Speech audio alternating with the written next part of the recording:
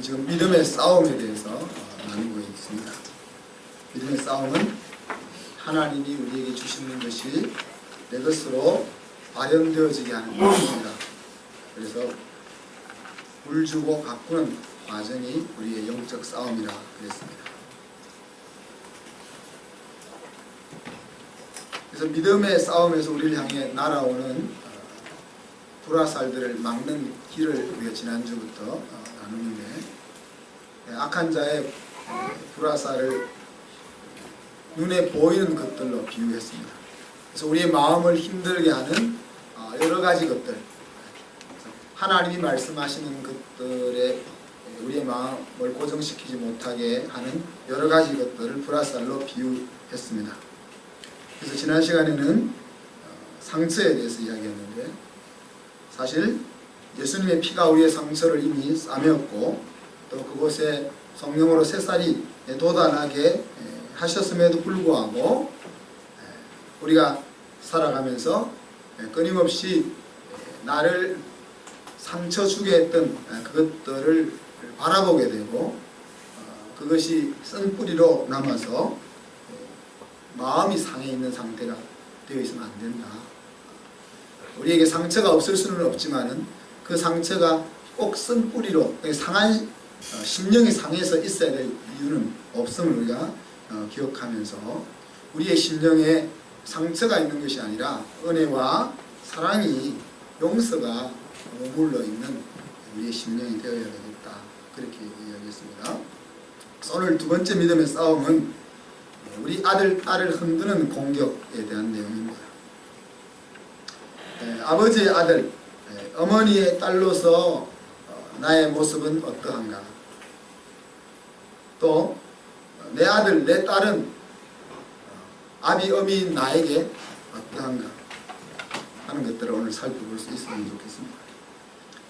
눈에 보이는 내 아이, 그리고 세상 가치관으로 의해서 가지고 있는 기대에 따른 내 아이, 그런 것들을 살펴보면서 아이로 인해서 나에게 쏘아지는 화살들을 이길 수 있기를 바랍니다. 왜 이제 우리가 인생을 살면서 여러 가지 문제도 힘들지만 우리 자녀들과 연결되어 있으면 그렇게 힘이 든가? 빌립보 4장 1절은 바울이 이렇게 이야기합니다. 그러므로 나의 사랑하고 사모하는 형제들, 나의 기쁨이요 면류가 아닌 사랑하는 자들아, 그렇게 이야기했습니다. 바울이 영적인 자녀들을 부르면서 나의 기쁨이고 나의 면류가 아니고 내 사랑하는 자라 그렇게 불렀습니다. 바로 아들, 딸은 나라는 이야기입니다. 아들, 딸은 나의 분신이기 때문에 아들, 딸과 연결이 되면 우리가 감당하기 힘든 상황을 만나게 되는 거죠. 근데 저는 심지어 이렇게 힘든 것도 은혜요 복이라 생각합니다. 시편 27편에 보면은 내 부모는 나를 버렸으나 여호와는 나를 영접하시리라 하는 말씀 보면은, 요즘은 아이들 때문에 마음 안 상한 부모도 있습니다. 아이들이 힘들어 망가졌는데도 마음이 그렇게 힘들지 않는 부모들도 있는 것 보면은, 우리가 아이들 때문에 속이 상하고 힘든 것도 은혜요 복이라 하는 생각을 가집니다. 그렇지만 그 은혜와 복 속에 머물러 있을 것이 아니라 하나님께서 우리에게 주셨던 그 은혜 속으로 들어갈 수 있었으면 좋겠습니다. 오늘 읽었던 말씀은 솔로몬이 지은 시입니다.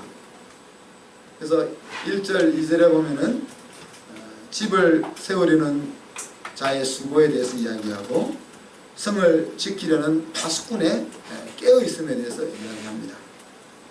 집을 세우려고 하는 자가 열심히 일하고 수고해도 하나님이 지켜주지 않으면 그 수고로 인해서 집이 세워질 수 없다. 나라를 지키는 병사가 눈을 비비면서 모든 것을 준비하고 나라를 지키려고 해도 하나님이 지켜주지 않으면 소용이 없다, 그렇게 이야기했습니다. 이런 말은 처절한 좌절의 자리에 가보지 않고서는 잘 안 나오는 말입니다. 그래서 오늘날 그런 인생의 바닥까지 내려가보지 않은 사람들은 하나님 없어도 할 수 있다라고 말을 합니다. 그래서 하나님 없어도 무엇이든 할 수 있다고 생각하는 사람을 향해서 오늘 솔로몬이 이야기하고 있는 겁니다. 나도 한때는 지혜와 모든 것을 가지고 영광을 가지고 내 힘으로 할 수 있을 줄로 알았는데 그가 좌절의 나락에 내려가 본 이후에 집을 세우려고 아무리 수고해도 하나님이 손을 놓으면 안 된다. 나라를 지키기 위해서 아무리 애를 써도 하나님이 손을 놓으면 안 된다 하는 그 이제 고백을 하게 되는 겁니다. 이런 것을 이제 배경으로 하면서 오늘 3절, 4절, 5절이 이어서 나갑니다. 하나님에게 우리의 자녀들은 누구입니까? 오늘 성경은 자식은 하나님께서 우리에게 주신 기업이다. 여기서 이제 상속해준 재산이다. 그런 뜻입니다. 하나님이 우리에게 물려준 소중한 재산이 자식이다. 또 다른 표현으로는 하나님이 우리에게 주신 상급이다. 우리가 잘했던 못했던 우리의 삶에 대해서 주신 보상이다. 그렇게 이야기했습니다. 그리고 젊은 자의 자녀는 그런 표현을 쓰는데 원어 성경으로 보면은 젊어서 낳은 아들들 그렇게 표현했습니다. 그래서 젊어서 낳은 아들들은 장사의 수중의 화살 같은 존재다. 그렇게 이야기하죠. 늙어서 얻은 아들 딸들이 있죠. 늙어서 얻은 아들 딸들이 누가 있을까? 우리 집사람 같으면 우리 장모님이 나이 들어서 낳은 딸이 그래서 눈에 넣어도 안 아프고 항상 뭐를 해도 이뻐. 그래서 좋기도 하지만 늙어서 얻은 자녀는 그냥 기쁨일 뿐입니다. 왜냐하면 세워나갈 마음과 시간이 우리에게 없어요. 나이가 들어 얻은 아들 딸들은 커서 이쁘기 때문에 그 아들 딸을 어떻게 세워야 할까 하는 그 마음이 없다는 거예요. 왜? 그냥 이쁘기 때문에. 잘못해도 이쁘고 잘해도 이쁘고. 그래서 젊어서 낳은 자녀가 장사의 수중에 화살 같다 하는 비유는 잘 키워 장성하게 해야 될 것이 내포되어 있는 말씀입니다. 우리가 대부분이 다 젊어서 아이를 낳잖아요. 35세 낳아도 젊어서 낳은 거죠. 젊어서 아이를 낳는다 하는 것은 하나님의 설계대로 우리 아이들을 지어 나가야 될 책임을 우리가 받고 하나님으로부터 상을 받는다. 그렇게 보시면 되겠습니다. 그래서 젊어서 얻은 아이를 비유하기를 전통의 화살이 가득한 장수와 같은 존재다. 그렇게 이야기하죠. 그래서 전통의 화살이 가득한 자가 복 있는 사람이라 그랬는데 전장터에 나가서 적을 무찌를 수 있는 화살이 가득 있으면 그 장사의 마음은 든든한 거죠. 적이 쳐들어와도 내가 100개 화살을 가지고 있으면 100명을 감당할 수 있다는 이야기니까 적 앞에서 화살을 가지고 있는 장수는 마음이 든든하다는 이야기입니다. 또 그래서 성문에서 원수들과 논쟁하게 될 때 수치를 당하지 않을 것이다. 그렇게 성경은 이야기합니다. 구약시대 때 성문은 주로 재판하는 곳입니다. 그래서 어떤 일이 있으면은 성문 앞으로 데리고 가서 성문에 그 성의 지도자들이 앉아있고 그 지도자 앞에서 시시비비를 가리게 되는 것이죠. 그런데 우리가 힘이 없으면 어떻게 돼요? 옳고 그름을 제대로 판단받을 수 있는 기회마저 놓치게 되는 거죠. 힘이 있는 자와 힘이 없는 자가 같이 재판정에 서게 되면은 힘 있는 자의 소리는 배려해서 듣게 되고 힘 없는 자의 소리는 깎아서 듣게 되는 것이 인간의 모습이라는 거죠. 그래서 성경은 끊임없이 재판을 바르게 시행하라 하지만은 바르게 시행하라는 말 속에는 자꾸 어그러지게 시행되고 있음을 내포하고 있는 것입니다. 그런데 그 재판정에 서서 부당한 판정을 당하지 않고 정당하게 평가를 받을 수 있는 기회를 얻게 된다 하는 거죠. 왜? 내 뒤에 든든한 배경이 있기 때문에. 무시할 수 없는 배경이 내 뒤에 있기 때문에 그런 이야기입니다. 자, 그런데 실제 우리의 눈에는 우리 자녀들이 부담과 짐으로 보이느냐, 아니면 오늘 성경에서 말하고 있는 화살 같은 존재로 보이느냐 하는 것입니다. 성경에 보면 짐이 되는 아이들도 소개되고 있고 화살 같은 아이들도 소개되고 있습니다. 엘리 제사장의 두 아들 홈리와 비느하스는 부모에게 짐이 되는 아들들입니다. 심지어 사무엘의 두 아들 요엘과 아비야 역시 아비에게 화살 같은 존재가 아니라 짐 같은 존재가 된 아들들입니다. 사무엘상 8장에 보면은 사무엘이 늙음에 그 아들들을 이스라엘 사사로 삼았는데 그 아들들이 자기 아버지의 행위를 따르지 아니하고 이익을 따라 뇌물을 받고 판결을 굽게 했다. 그렇게 이야기했습니다.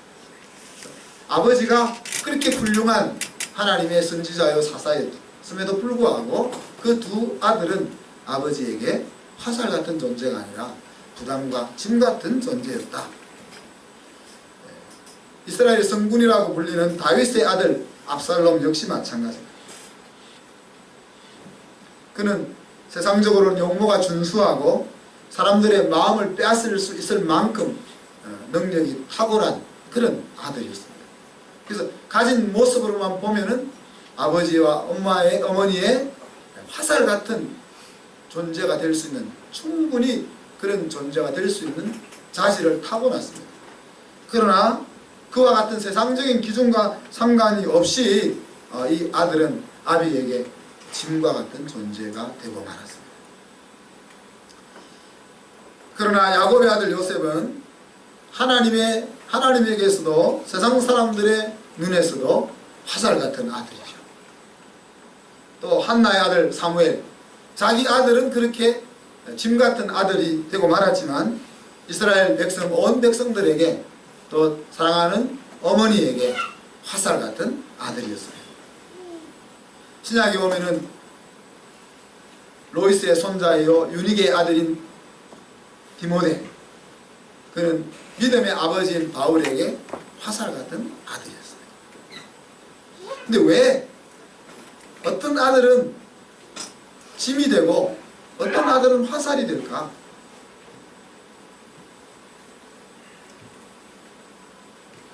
엘리의 두 아들의 경우는 아버지가 그 아들을 교육하지 않고 무조건 받아준 것에서부터 이 문제가 발생했음을 알 수 있습니다. 또 사무엘과 다윗 같은 경우, 사무엘은 나라 일을 보살핀다고, 또 다윗은 쫓겨다니면서 망명생활을 한다고 사실 너무 바빠서 아들들을 교육시키지 못했던 것입니다.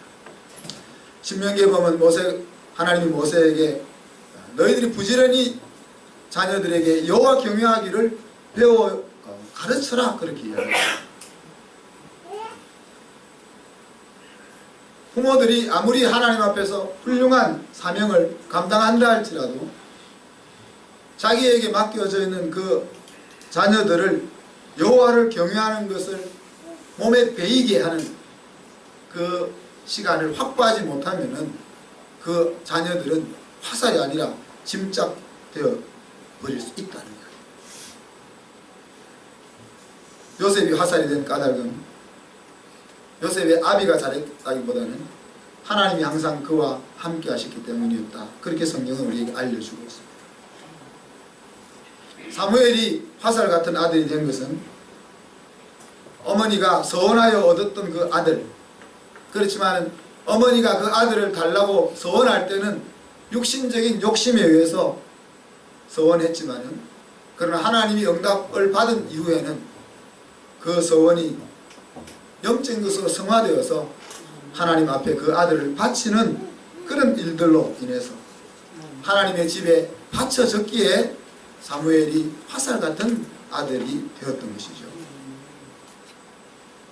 디모데의 경우는 할머니와 어머니로부터 대를 이어 믿음을 유산으로 물려받았기 때문에 화살 같은 아들로 우리에게 소개되어지고 있다는 이야기입니다. 사랑하는 성도 여러분, 그러면 저와 여러분은 우리의 부모에게 침이었느냐 화살이었느냐 한번 되돌아보았으면 좋겠습니다. 먼저 우리는 하나님으로부터 분명히 화살로 세상에 보내어졌습니다. 오늘 시편 127편에서 하나님이 우리에게 자식은 여호와의 상급이요 하나님의 기업이라고 이야기한 것은 장사의 수중에 화살로 우리를 이 땅에 보냈다는 이야기죠. 그리고 우리의 부모들도 우리가 화살이 되기를, 화살 같기를 다 원하셨습니다. 그러죠? 그런데 과연 저와 여러분은 부모에게 있어서 화살이었나 하는 것을 한번 돌아봅니다. 하나님도 우리를 이 세상에 화살로 보냈고, 부모님도 우리의 존재가 당신에게 그런 존재가 되기를 원했는데, 과연 우리는 부모님에게 화살이었는가? 그리고 이었으면 왜 그랬고, 아니었다면 왜 아니었을까 하는 것들을 스스로 깨달아 보았으면 좋겠어요. 더 나아가서, 그럼 하나님이 우리에게 맡겨준 자녀들은 지금 나에게 짐인가 아니면 화살인가 하는 것을 묻고 싶습니다. 똑같이 하나님은 저와 여러분에게 우리 아들, 딸들을 화살로 맡겨주셨습니다. 힘든 짐을 우리에게 안겨준 거 아니라 화살을 우리에게 맡겨주신 거죠. 그리고 우리의 부모처럼 우리도 우리 아이들이 화살이기를 간절히 원하고 있습니다. 그런데 정말 우리의 자녀들이 지금 화살인가? 그리고 지금은 아니더라도 앞으로 화살이 될 것 같은가? 우리가 한번 되짚어 물어보았으면 좋겠어요. 화살이 되게 하는 것은 자식의 문제가 아니고 우리 부모가 해야 될 과제입니다. 자식들이 자기의 삶을 살지만, 그러나 그 자식이 화살이 되는 것은 우리에게 주어져 있는 과제라.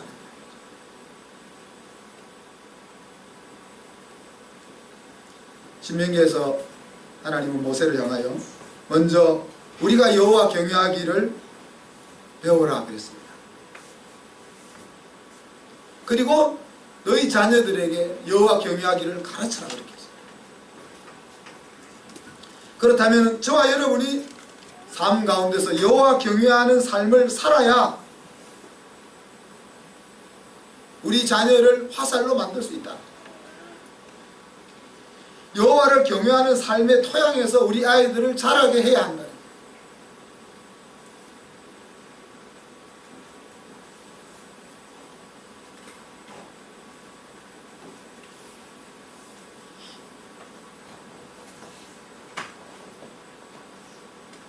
우리 아이들에게 지난주 말씀을 다시 한번 리피트하면은, 우리가 살면서 인생이 상처를 받지 않을 수는 없지만은 그 상처가 쓴뿌리가 상처가 있다고 해서 꼭 쓴뿌리가 되어야 될 이유는 없다.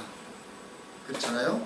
어떤 사람은 부모가 자기를 도와주지 못했던 그것이 항상 마음의 상처가 되어서 힘든 인생을 살아가는 사람이 있는가 하면은 부모가 도와줄 수 있는 힘이 없었기 때문에 거기서 이를 악물고 자기를 개발해서 자수성가한 사람들도 있습니다. 어떤 사람은 장애로 태어나서 자기의 인생을 한탄하며 사는 사람이 있는가 하면 이중 삼중의 장애로 태어났지만 그 장애를 딛고 더 건강한 사람보다, 정상적인 사람보다 더 세상에 영향력을 미친 사람들이 있습니다. 상처가 우리에게 주어지지만 그 상처가 반드시 쓴뿌리로 가야 될 이유는 없다는 이야기죠. 그래서 우리가 우리 자녀들에게 건강한 심령을 가질 수 있는 그 토양을 좀 만들어 줘야 돼요. 그래서 우리 아이들이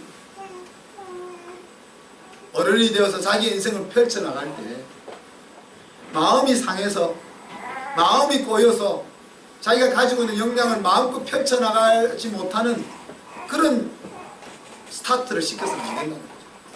비록 우리가 그렇게 해왔더라도, 그래서 우리의 상처의 치유가 필요하다는 것이, 우리 이미 다 살았어도 지금 이 순간에 우리의 심령 속에 꼬여있는 그 상처들이 온전히 치유가 되어야 우리 2세들에게 꼬여있는 환경을 벗어나게 해줄 수 있는 베이스를 줄 수 있다.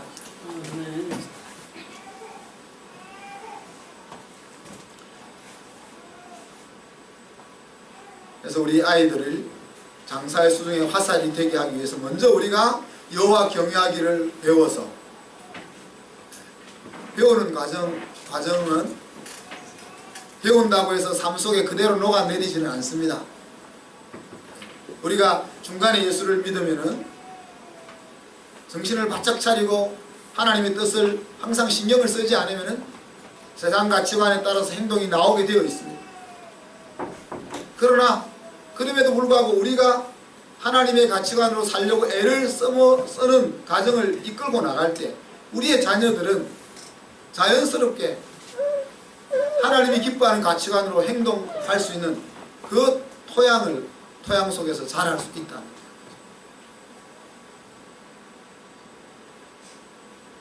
우리가 여호와 경외하는 삶을 먼저 배운 후에는 우리 아이들에게 여호와 경외하는 삶을 배우게 해야 합니다.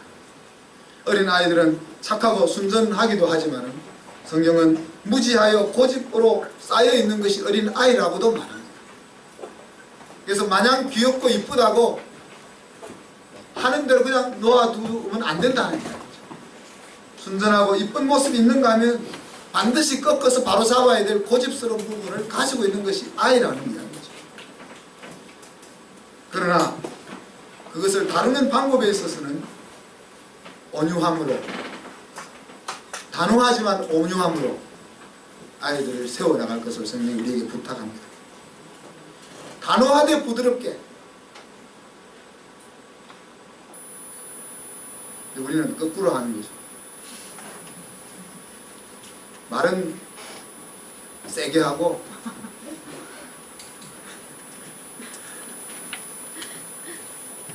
봐주는 거는 막 봐주고 그래요. 안 봐줄 거는 안 봐주지만 말은 부드럽게 하는 것이 성경적인 훈육인 거죠. 물질적으로는 조금 부족하게, 그러나 사랑은 넉넉하게. 우리는 거꾸로 합니다. 장난감은 풍요롭게, 같이 놀아주는 그런 짧게. 그렇게 하는 게 아니라는 거죠. 뭐 사달라 할 때 야 그거 지금은 못 사겠어 그러지만은 사랑하는 마음은 달라는 것보다 더 많이 줘야 됩니다. 심령에 상함이 없다. 상처는 있을 수 있지만 그 상처가 심령이 상하는 곳으로 가지 않고, 그래서 적어도 자신을 건강하게 볼 수 없게 만드는 썬뿌리가 우리 아이들 속에 생기잖아요. 그래서 우리 아이들이 세상에 나갈 때 그 썬뿌리를 가지고 세상에 나가지 않고, 이 일을 위해서 우리는 시간을 투자해야 합니다. 저절로 되어지는 게 않습니다.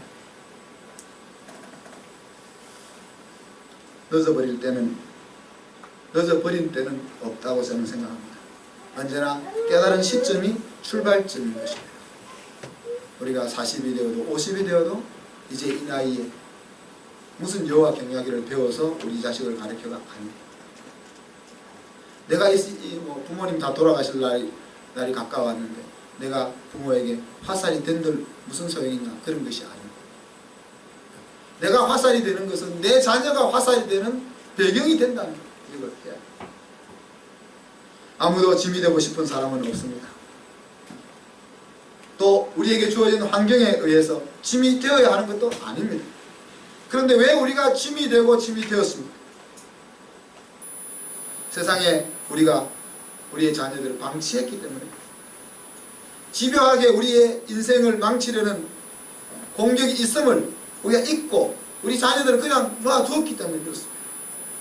우리도 어떻게 화살이 되는지를 보지 못했고 어떻게 화살이 되는지를 배우지 못했습니다.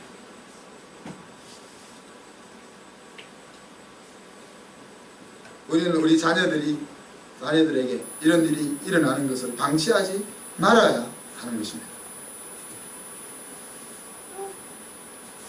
그래서 우리는 좋은 토양을 우리 자녀들에게 물려주어야 하고, 그래서 우리 아이들의 출발선은 바닥에서가 아니라 우리가 살던, 우리가 닦아놓았던 거기서부터 출발을 여기서부터 할 수 있게 해주어야 한다는 거예요. 나이든 저와 여러분이 화살이 되는 길로 들어가도록 힘을 써야 합니다. 그래야 우리 아이들의 출발선이 여길 수가 있는 거예요. 우리가 그렇게 하지 않으면 우리 아이는 우리가 똑같이 저 바닥에서부터 다시 출발해야 하는 것입니다. 이미 다 자라버린 아이들을 어떻게 하는가.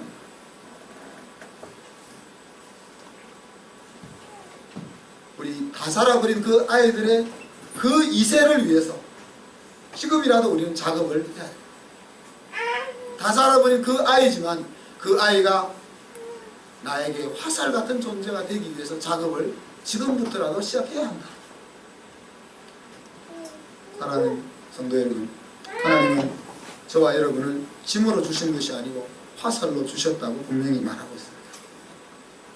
우리의 자녀들도 마찬가지입니다. 우리의 자녀들도 우리에게 화살로 주셨다고 했습니다. 이것이 하나님의 본래 의도고, 그 하나님께서 말씀하시는 그 의도가 사실입니다.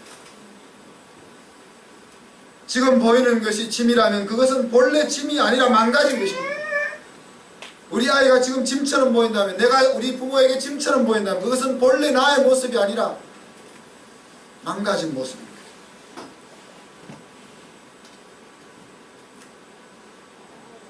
우리는 보이는 것이 아니라 믿음으로 우리 아이들을 다시금 화살로 보기 시작해야 할 것입니다. 그리고 그 화살 이기를 위해서 하나님을 가르쳐야 합니다. 우리 한숨교회 속해 있는 모든 성도들이 하나님 앞에 장사의 수중에 화살 같은 존재가 되기를 바라고, 또 우리에게 맡겨진 우리의 자녀들이 화살 같은 존재가 될 수 있기를 주님의 이름으로 축복합니다. 기도하겠습니다.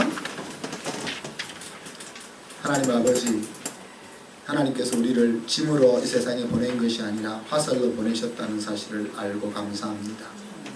하나님께서 우리의 아들, 딸들을 짐으로 우리에게 맡겨주신 것이 아니라 상급으로, 자랑으로, 화살로 우리에게 맡겨주셨음을 알고 감사합니다. 주님, 우리가 화살이 아니라 짐으로 보이는 것은, 우리의 아들, 딸들이 화살이 아니라 짐처럼 보이는 것은, 주님, 우리가 방치한 까닭이요 세상에 의해 망가진 까닭인 것을 저희들이 알게 하시고, 다시금 우리가 하나님의 눈을 가지고 우리를 바라보며 우리의 자녀들을 바라볼 수 있게 해주시고, 하나님이 의도하신 그 목적대로 장사의 수중의 화살 같은 우리 아이들로 세워나갈 수 있는 저희들이 되게 하여 주옵소서. 감사드리며 예수 그리스도 이름으로 기도하옵나이다. 아멘.